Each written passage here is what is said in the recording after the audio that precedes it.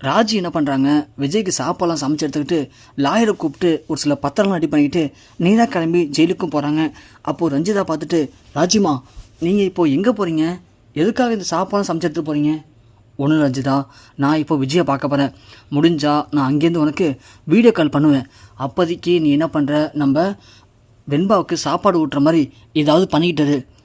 ஏன் ராஜிமா, என்ன ஆச்சு, எதுக்கு இப்போ மாமாவை பார்க்க போகிறீங்க? ஐயோ ரஞ்சிதா, உனக்கு இன்னும் விஷயம் எதுவுமே சரியாக புரியாதுடி. நீ ஒரு மரமண்டா அப்படிங்கிறத அடிக்கடி ப்ரூவ் பண்ணிகிட்டே இருப்ப. ஏன் ராஜ்மா என்ன திட்டுறீங்க? அப்புறம் என்ன, நாம் பேசுனதை அந்த மல்லி கேட்டுட்டா. எப்படி மல்லி என்ன பண்ணுவோம், அடுத்தது போயிட்டு விஜய்கிட்ட இது மாதிரி உங்கள் அக்கா இப்படிலாம் பேசினாங்க, உங்கள் அக்காவோட திட்டத்தின்படி தான் நீங்கள் இப்போது ஜெயிலில் இருக்கீங்க அப்படின்னு சொல்லாமல் இருப்பாளா? சொல்லு பார்க்கலாம்.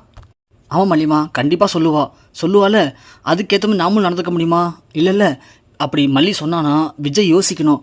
இல்லையே, நம்ம அக்கா அப்படி கிடையாது அப்படின்னு அவள் யோசிக்கணும். அதுக்காக தான் நான் இப்போ இந்த திட்டம் போடுறேன், புரியுதா? அதனால் நான் சொல்கிற மாதிரி செஞ்சால் போதும் அப்படின்னு ராஜி கிளம்பி நேராக ஜெயிலுக்கு போகிறாங்க. போயிட்டு இன்ஸ்பெக்டர்கிட்ட சொல்லிவிட்டு இங்கே விஜயை பார்க்குறாங்க. அது முன்னாடி வரைக்கும் மல்லி இருக்கும்போது விஜயை யாராலையும் பார்க்கவே முடியாதுன்னு சொன்ன அதே ராஜி பர்மிஷனோட உள்ளே போகிறாங்க. உள்ளே போயிட்டு விஜய்கிட்ட பேசுகிறாங்க. விஜய், எப்படி இருக்க விஜய், நீனு உனக்கு பரவாயில்லையா? உனக்கு இடம் கம்ஃபர்டபுளாக இருக்கா? எதுவும் பிரச்சனையா சொல்லு விஜய். இங்கே பாரு, அக்கா இப்போது ஸ்பெஷல் பர்மிஷன் வாங்கிட்டு உன்னை பார்க்க வந்திருக்கேன். அடுத்தது இதே மாதிரி ஒன்று ஜாமீனில் சீக்கிரமே வெளியே கொண்டு போயிடுவேன். அதனால் நீ ஒன்றும் பயப்படாத விஜய், கொஞ்சம் நிதானமாக நிம்மதியாக இரு, புரியுதா? இல்லைக்கா, எனக்கு இங்கே இருக்கிற ஒவ்வொரு செகண்டும் எனக்கு ரொம்ப குற்றம் அடிச்சா இருக்குது. நான் ஏதோ தப்பு பண்ணிட்டணும் அப்படின்னு பெருசாக எனக்கு மனசு கண்டு அடிச்சுக்குதுக்கா.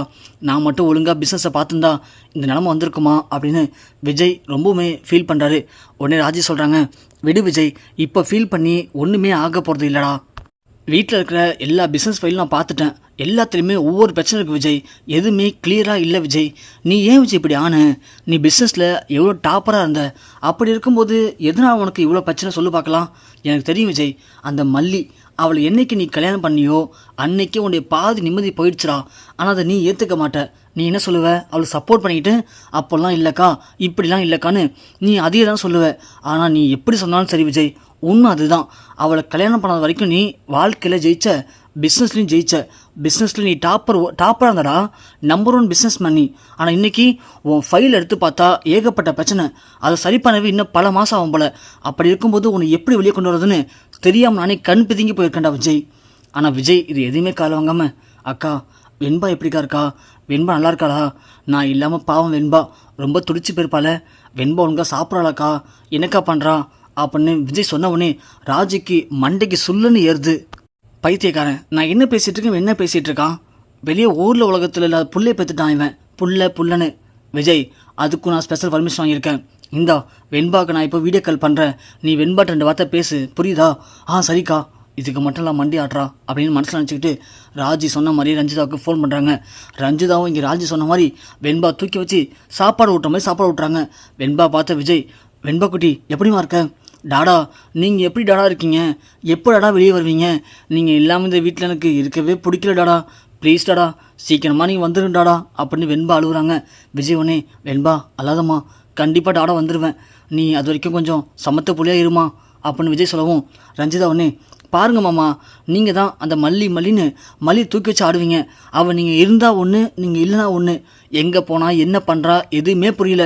வெண்பாவுக்கு சரியாக சாப்பாடு கூட ஊட்டுறதில்ல. அவள் பாட்டுக்கு எனக்கு கண்டு போயிட்டுருக்கா.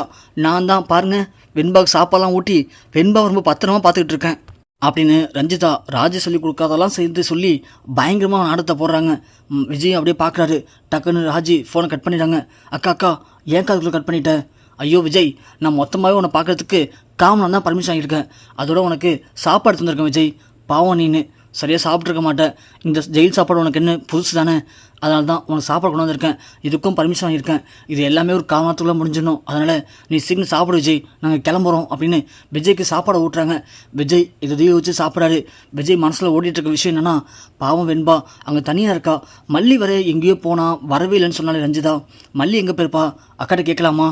வேணாம், அக்கா ஏற்கனவே மல்லி மேலே கோவமாக இருப்பாங்க. இப்போ போய் நான் மல்லியை பற்றி கேட்டோம்னா கண்டிப்பாக அவங்க கோவப்படுவாங்க. அதனால் மல்லிக்கும் பிரச்சனை தான் அப்படின்னு விஜய் மனசில் நினச்சிக்கிறாரு. ராஜி யோசிக்கிறாங்க, என்னடா யோசிக்கிற உள்ளுக்குள்ள, எப்படியும் மல்லி எங்கே போனால் அப்படி தான் யோசிப்ப, தெரியும்டா எனக்கு, நீ அதான் யோசிப்ப அப்படின்னு. நீ யோசி, ஆனால் அதுக்குள்ளே நான் உனக்கு வேறொரு வழி வச்சுருக்கேன், அதை வச்சு உன்னை மொத்தமாக முடிச்சிடுறேன் நான் அப்படின்னு ராஜி யோசிக்கிறாங்க. யோசிச்சுட்டு, விஜய் இங்கே பாரு, இப்போதைக்கு நீ உன் பிஸ்னஸ் எல்லாமே லாஸில் தான் போயிட்டுருக்கு, ஆனால் அது நீ எதுவுமே கண்டுக்காமல் இருந்திருக்க. அதோட மேனேஜர் குணசேகரனும் நிறைய விஷயத்தை பற்றி இப்போ ஷேர் பண்ணார். அதனால நீ என்ன பண்ணுற, கொஞ்ச நாளைக்கு பிஸ்னஸை நல்ல கேரிங் எடுத்துகிட்டு பிஸ்னஸை ஒழுங்காக பார்க்குற ஒரு ஆள்கிட்ட நீ ஒப்படைச்சா மட்டும்தான் நம்ம பிஸ்னஸை காப்பாற்ற முடியும். இல்லை அப்படின்னா நீ சத்தியமாக நம்ம பிஸ்னஸை காப்பாற்ற முடியாது விஜய் அப்படின்னு ராஜி சொல்கிறாங்க. உடனே விஜய் சொல்கிறாரு, அப்படின்னா என்னக்கா பண்ணுறது, இப்போது என்ன பண்ணுறதுனா விஜய் நீயே சொல்லு, நம்பிக்கையான ஆளாக ஒரு ஆளை பார்த்து உன் பிஸ்னஸ் ஆச்சும் அவங்கள்ட்ட ஒப்படைக்கணும். அப்படி ஒப்படைச்சா மட்டும்தான் அவங்க நீ வெளியே வர வரைக்கும் பிஸ்னஸை ஒழுங்காக பார்த்துப்பாங்க அப்படின்னு ராஜி சொன்னதும் விஜய் உடனே, அப்படி என்னக்கா, உன்னை விட நம்பிக்கையாக யாருக்கா இருக்க போகிறா, அதான் நீ இருக்கி, எல்லா பிஸ்னஸையும் உன் பேரில் மாற்றிக்கோக்கா, மாற்றிக்கிட்டு நான் வெளியே வர வரைக்கும் எல்லா பிஸ்னஸையும் நீயே பாருக்கா அப்படின்னு விஜய் சொல்கிறாரு. ராஜி உடனே, சரி விஜய் நான் போகிறேன், போயிட்டு அதுக்கான பேப்பரோடு வரேன், அதுக்கப்புறமா நீ என் பேரில் மாற்றி கொடு, கண்டிப்பாக நீ வரத்துக்குள்ளே பிஸ்னஸை முடிஞ்ச வரைக்கும் நான் உயர்த்தி காட்டுறேன், புரியுதா? இல்லைனா நம்ம அப்பா இவ்வளோ கஷ்டப்பட்டு இந்த பிஸ்னஸ் நமக்கு ஆரம்பித்து கொடுத்தாரு, அவர் ஆரம்பித்த பிஸ்னஸ் கையை மீறி போயிடுச்சுன்னா ஒன்றும் பண்ண முடியாது விஜய்.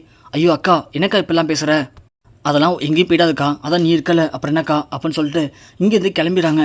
கிளம்புனாலும் விஜய்க்கு சந்தேகமாக இருக்குது. என்ன ஒரு சந்தேகம் அப்படின்னா, மல்லி என்ன ஆனால் ஏன் மல்லி நம்மளது வரைக்கும் வந்து பார்க்கவே இல்லை, மல்லி அப்போல்லாம் இருக்க மாட்டாளே, மல்லிக்கு என்னவா இருக்கும், மல்லிக்கு எதுவும் பிரச்சனையாக இருக்குமா அப்படின்னு விஜய் மனசுக்கு வந்து அடிச்சுக்குது.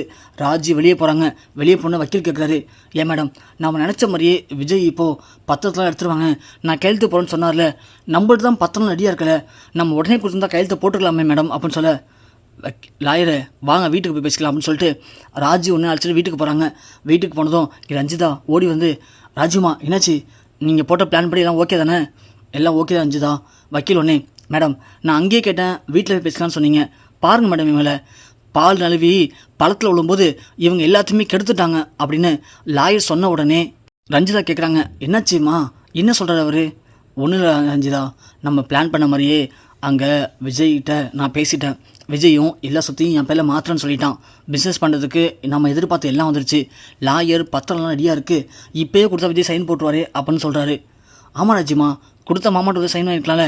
ரஞ்சிதா நீயும் அவரை மாதிரி மரம் மாட்டேங்கிறத நிரூபிச்சிட்ட பாரு.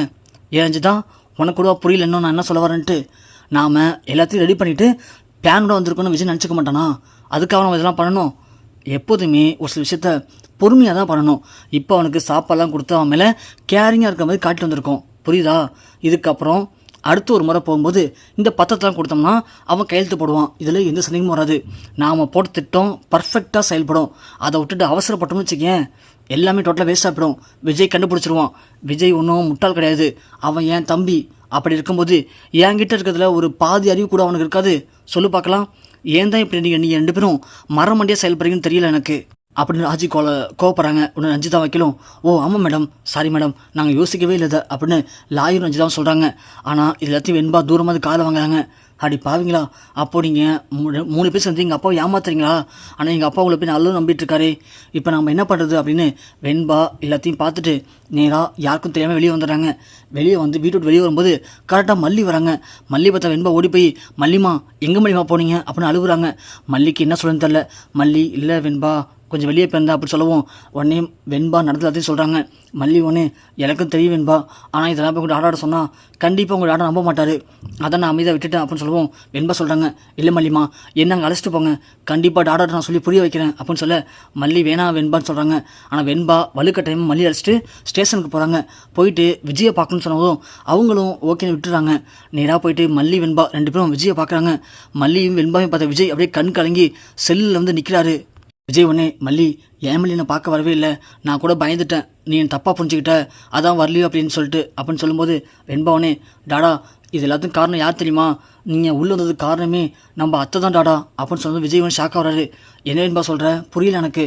உடனே வெண்பா அந்த ஃபோன் எடுத்து காட்டுறாங்க. பார்த்தா அங்கே ராஜி ரஞ்சிதா அப்புறம் அந்த ராயர் 3 பேரும் பேசுனதை வெண்பா வீடியோ எடுத்திருக்காங்க. அப்போ தான் விஜய்க்கும் புரியுது மல்லிக்கும் புரியுது. விஜய் எல்லாத்தையும் கேட்டுறாரு, அப்படின்னா நான் ஜெயிலுக்கு காரணமே அக்கா தானா, ஆனால் அக்கா என்கிட்ட வந்து நல்ல மாதிரி பேசி நாடம் காட்டிகிட்டு இருக்காளே, அடி பாவி, உன்னை என் அம்மாவா நினச்சானே, ஆனால் நீனு இவ்வளோ பெரிய துரோகத்தை எனக்கு பண்ணியிருக்கே, நீலாம் ஒரு பொம்பளையா அப்படின்னு மனசில் நினச்சிக்கிறாரு. உடனே விஜய் சொல்கிறாரு, மல்லி வெண்பா அடிச்சு பத்திரமா பார்த்துக்கோ, கண்டிப்பாக எங்கள் அக்கா பொட்டிலாம் சைத்துட்டு உடச்சிட்டு நான் வெளியே வருவேன். வெளியே வந்து இந்த விஜய் யாருன்னு அவளுக்கு நான் புரிய வைக்கிறேன். அது வரைக்கும் என் குழந்தைய நீ பத்திரமா பார்த்துக்க மல்லி அப்படின்னு விஜய் கையை பிடிச்சிட்டு மல்லி கையை பிடிச்சிட்டு பயங்கரமாக அழுகிறாரு.